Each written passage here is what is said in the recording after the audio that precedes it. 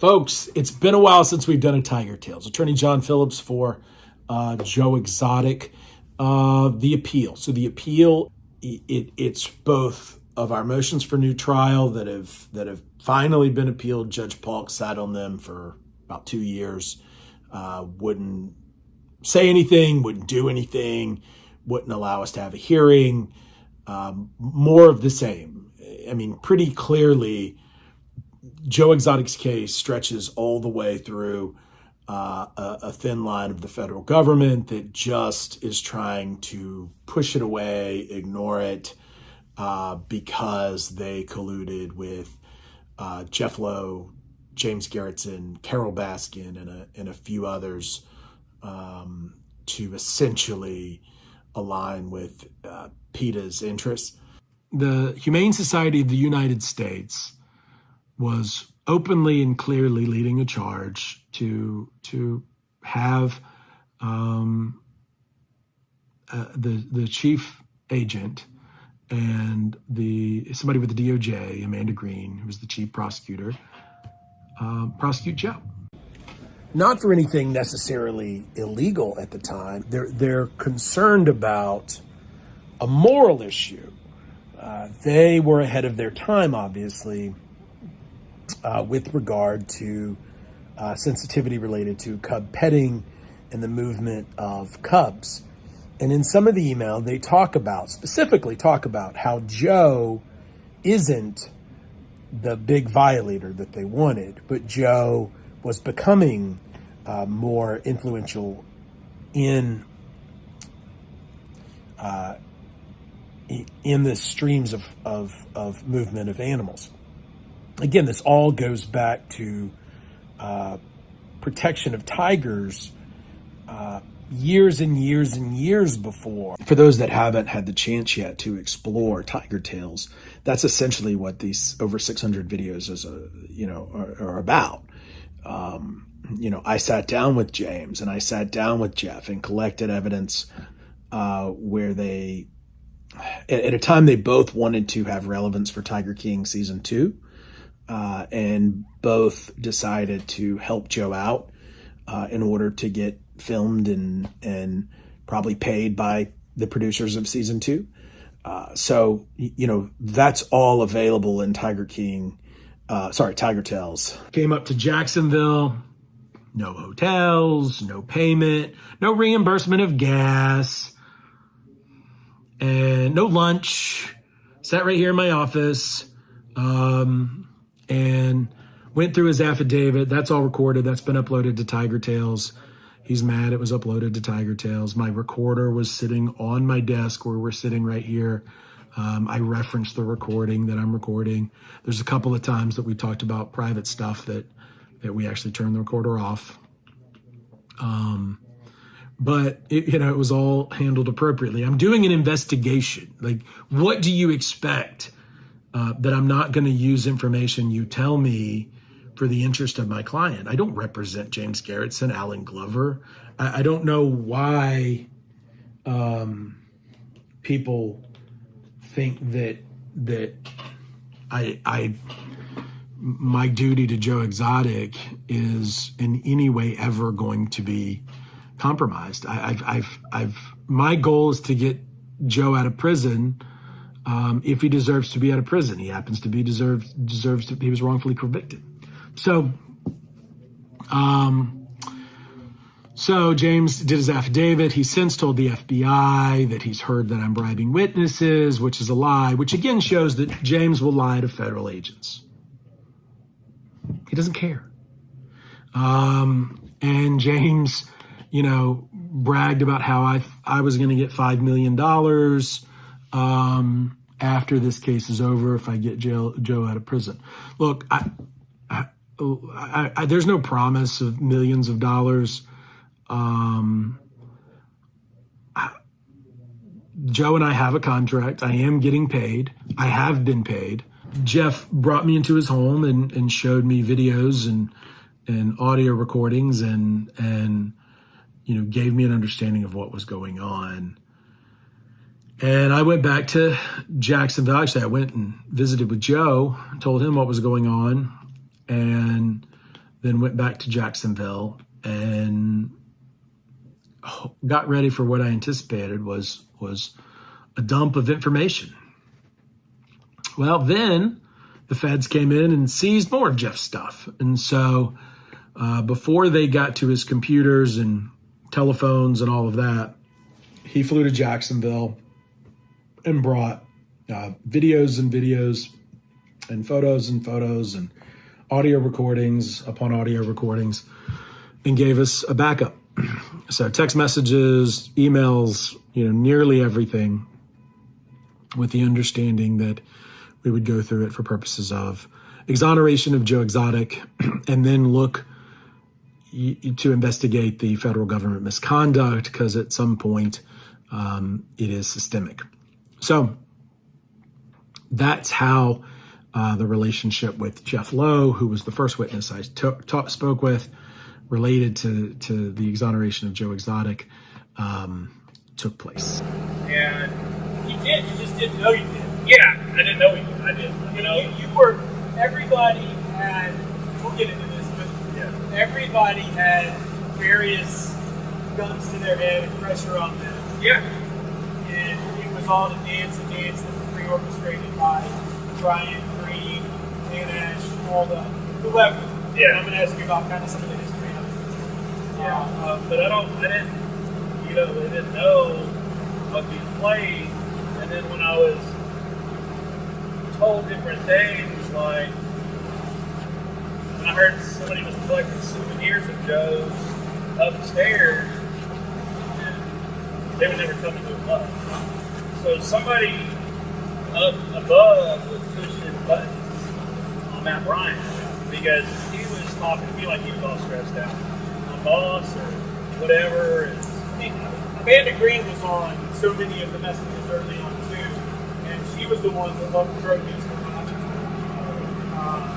She's now a federal judge. Yeah, which is scary. And she's not the appointed kind of federal judge. She's the magistrate, and magistrates are chosen by other federal judges, essentially. Which is kind of scary for me, because now you got to look at as a judge, and then you got Matt Bryant. I think he's above somewhere. And like I said, I tried to reach out to him last week, and he never responded. He let Jeff hold. He kept walking Jeff through. You're going to be fine. You're going to be protected. You're going to be blah blah blah. And then of course now they're after Jeff. But it's Matt's guys. Matt leads that. Correct. Yeah. So that's. But I mean, that leader calls the shots. That's scary, because that's just like somebody was putting pressure on the fishing game down here to pull my skis over every damn day, and I was getting excited. So what James and I were discussing there was the fact that, and you got to understand, Amanda Green was the chief prosecutor. She was working alongside a law enforcement official named Matt Bryant, who was with Fish and Wildlife. There's emails dating back to 2014, 2015, where Amanda Green and Matt Bryant were on messages with Carol Baskin and Howard Baskin and PETA and people that would become bigwigs in the animal rights movement, stalking Joe Exotic. They previously had run James out of Florida when he had a traveling tiger show in a tractor trailer, and had run Jeff out of his operation in South Carolina, where he basically ran a flea market, and then had tigers in it, and they were constantly on Jeff. And in fact, Jeff told one of the original documentary crews that he was going to do to Carol what she did to one of her husbands. Jeff told me he lived in South Carolina. He owned a liquidation business, reselling the stuff that people returned to Walmart. But his real passion, he told me, was raising tigers and lions. About a year earlier, he had started collecting big cats, and he kept them in a huge warehouse, alongside the forklifts and cardboard boxes full of patio furniture. Now, he was looking to team up with Joe. There was a property next to the zoo that he had his eye on. I said, I can buy the property for $100,000, 10 acres. We put a whole big breeding facility, beautiful place over there. Yeah. He said he planned to buy the land and build what he called a whole big breeding facility. It turned out he and Joe shared more than just an interest in tigers. A few years back, Jeff had planned to open a cub petting zoo in South Carolina. But Jeff said someone had started an online petition about him, complaining that his tigers were in small cages. Eventually, the county blocked him from showing exotic cats. Guess who's behind it, he said. Carol Baskin. She's the devil incarnate. Jeff claimed he found her cell phone number and called her up. Listen, you bitch. I'm not Joe Shiloh. I don't go from paycheck to paycheck. I said, I will sue your ass. I will sue your ass. And I said, and if I lose, I'll do to you what you did to your husband. And if I lose, I will do to you what you did to your husband. So what we discovered after years of investigation is Jeff had all the motivation in the world. And the other thing that James talks about in the clip that we showed was how Alan Glover became involved, and that they kept it away from James about how Alan was actually Jeff's guy. Right? The 2015 contact, that's kind of disturbing. Did you not know about that? No. I feel like a lot of this stuff, I've been played a lot because, I didn't know Alan Glover and Jeff Lowe were fighting. Nobody ever told me that. All I was is to go in there, ask certain questions, and I didn't know a lot of this stuff. I didn't know he was a long-term employee. And then every day I think Jeff Lowe instilled all this in his brain because I know he coached him on what to say. Because Jeff Lowe told me, he basically, yeah, no, Alan, you were in Florida, and a lot of this stuff, Alan plays too. Tiger King season 2, at the very end, Alan Glover confesses and admits that he planned to use a piece of steel wire to clothesline and kill Joe, and Jeff knew about the plan and was partners of his with the plan, so that there was a planned hit on Joe before Carol, and of course none of that came in at trial. It was going to be a problem after if he got rid of Joe dropped dead, or he knew I was going to have Joe's head cut the fuck off. I was going to fucking hook him up with a pea and a fucking wire. What do you mean? I was going to stretch it across where he goes with a four-wheeler, about 30 fucking mile an hour. So you and Jeff, prior to this whole thing going down, talked about killing Joe. Yeah. Nobody knows that, but you know. Including tying a wire around a tree so that he... I know the wire is still at the park, right where I lived in the trailer. It's still laying back there. I got rid of it. But nevertheless, it's like a piano wire. You can't see it. Yeah. He'll cut your fucking head off. Fuck. Whether it hits you in your chest or what, it's still going to get to your neck. He knew about that shit.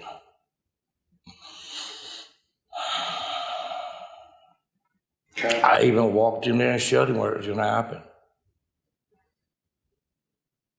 This don't make me look good at all. No, but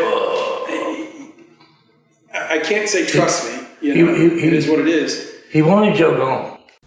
And the other name you hear about in Tiger Tales is Ashley Webster. So Ashley was essentially an intern brought to the park by Jeff and Lauren Lowe, and she's not there very long, but Tim Stark later teams up with Ashley Webster. She accuses the Lowes of raping her, and Webster actually winds up in Alan's trailer, and Alan says that he had sexual relations with Ashley. Ashley denies it. But where this all gets even more interesting is the first person to call law enforcement and accuse Joe of of wanting a hit on Carol Baskin was Ashley Webster. So here, Ashley Webster, the first person to report that there was this hit out there that Jeff and Joe wanted to commit, also happened to sleep with the hitman. And as Jeff says in my interview with him, that was a real sensitive issue with the feds, and they did not want that disclosed, because once Jeff found out that the Ashley and Alan had slept together, he texted Bryant, and Bryant said, whoa, don't put that in writing. Again, not in the trial. The fact that witnesses had the ultimate of tampering and collusion and relationships and rape and, all of this deviant behavior between all of the government's witnesses. Shh. I see your text. Oh my God, Alan had sex with Ashley Webster. She lived in this trailer. Can I see what he said? No more texting. Which was the first time he'd ever done that. I'm thinking, oh shit, this must be a hot Yeah, he button. called, he said, I remember he called me just shortly after. He says, they can, they were talking about, so they can subpoena my phone for text messages. Which I don't even know that they have to subpoena. That gets into the Brady stuff, but you know better than I do, but to some extent, witness handling. He says, you can't put that kind of stuff. He was a little perturbed, because it's always on speaker when he calls. He was a little perturbed. He goes, Lauren, you can't say that kind of stuff on a text message. He says, because Joe's attorneys have access to any of my text messages. So that was when he schooled us on, if you have something that's critical or sensitive, do not text it. So we were always afraid after that point, what do we share with text? Right. So you'll see a lot of the progression of our communication as a Matt, call me, ASP, 911, call me. Well, you know why she filed the rape charges, right? Because Tim Stark told her that he saw a picture of her naked on Jeff's bed. But Tim Stark will say anything to get Jeff because he hates Jeff. Yeah. So that's what started all this. And then she Ripper made her go file a police report. Really? Interesting. Because Ripper, you hear this from me, because I know, and I don't talk to him anymore, really. I talk to him like one time. Really? Anytime you say really, no, I really don't talk to him anymore. Because so he was sending the police report number, or when they give you a deal saying you take a police report, and they were waiting for the actual real report to be filed, but he was trying to get it on TMZ.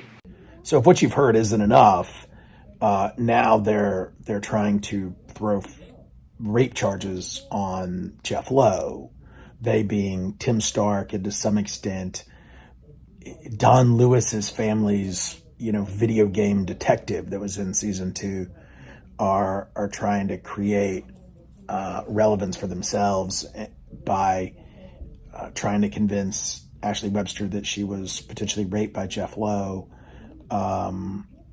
And then you have other recording where Lauren Lowe accuses Jeff of raping somebody.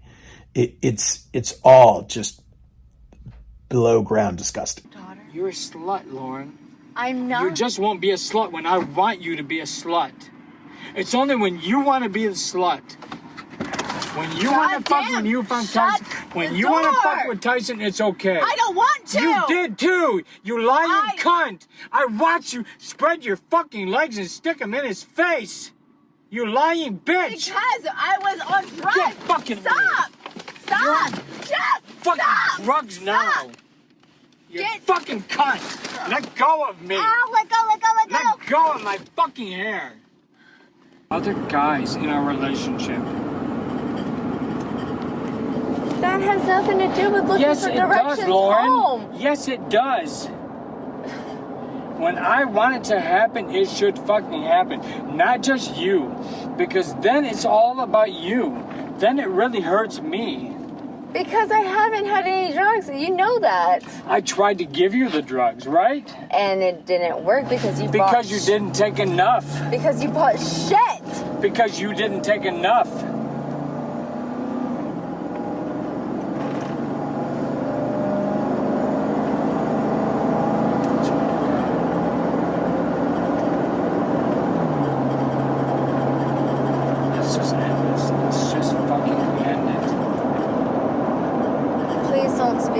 here. Let's just end it, okay?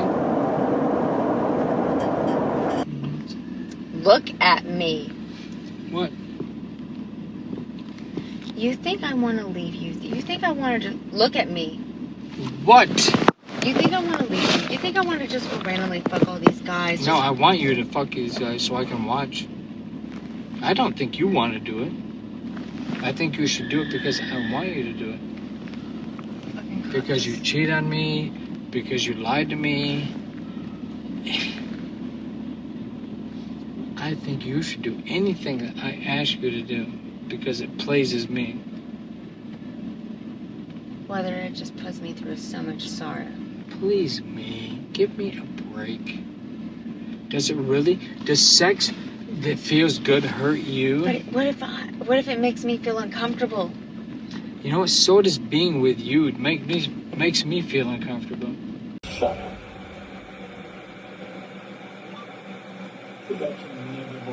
I don't have one, you dumb fuck. Yeah, you do. You're a rapist. Fuck you. You've raped 2 girls. Did you hear her ask me to fuck you? Fuck me, daddy? Oh, I'm sorry. Did you hear fuck me, daddy? Did you hear fuck me, daddy? Because, oh my God, if he did, that's so wrong, and it should Did not you hear have fuck me, happened. daddy? No, you walked in the room. You didn't. watched it, so I guess that makes you an accomplice. I didn't. And we'll go through one more wrinkle that is in the motion for new trial, and that's the ID. So in order to have a valid murder for hire, they had to have several pieces of fundamental evidence. And one that they introduced was that Alan Glover went to Texas to be interstate. So left Oklahoma, went to Texas, which makes it a federal crime, to get an ID to then use in the murder for hire plot. And they reference that it kind of comes back by James Garretson, but you know what Jeff reveals and what we find out is, in the next little pieces you'll see, is the fact that James was the fake ID guy and the fake idea guy. And second, James' whole being is made up of credit fraud. And in fact, that's how he ultimately funded his original jet ski business. So, you know, you'll see why these guys want to discredit me and discredit Joe, because it brings back their credibility when they have none, by saying that, you know, I'm a terrible human who does all these crimes. Well, it just so happens I'm licensed in 8 states, have never, you know, been convicted of any crime, any malpractice, any bar violation, but you know, they want me down at their level so that they have credibility and I don't. You know, it is what it is. They were the ones that actively turned over their phones, which revealed recordings of them conducting credit fraud.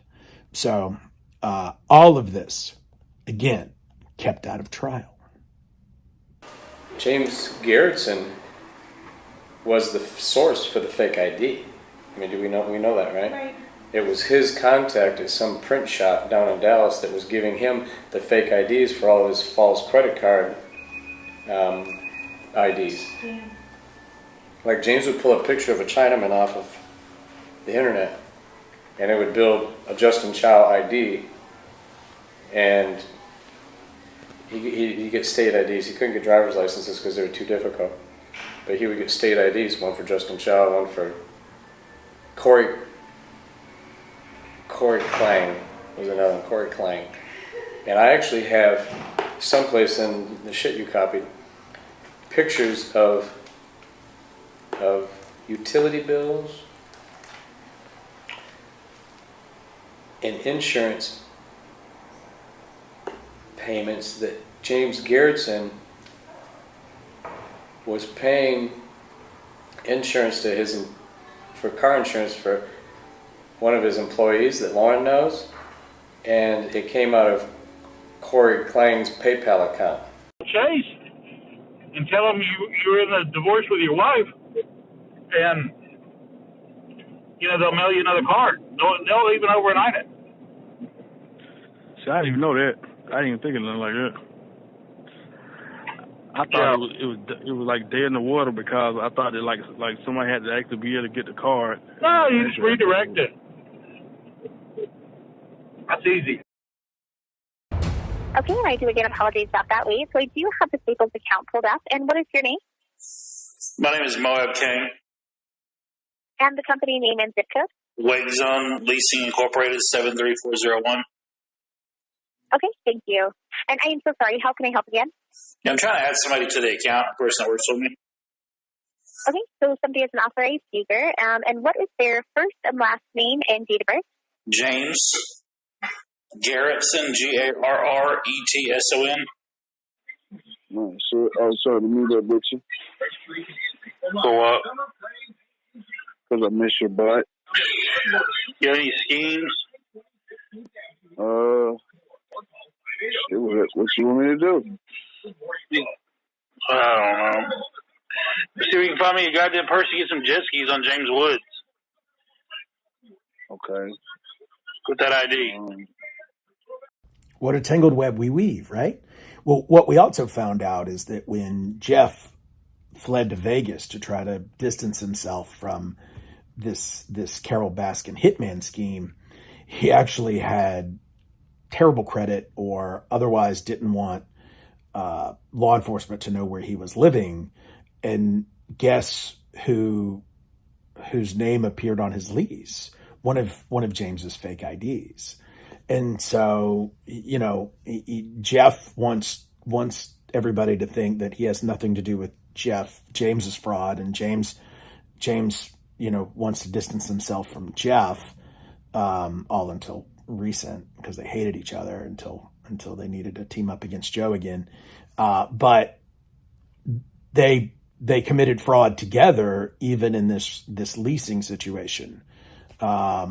So, you know, again, and there's countless videos on Tiger Tales where James is perpetuating this fraud, teaching people about fraud, trying to get free jet skis.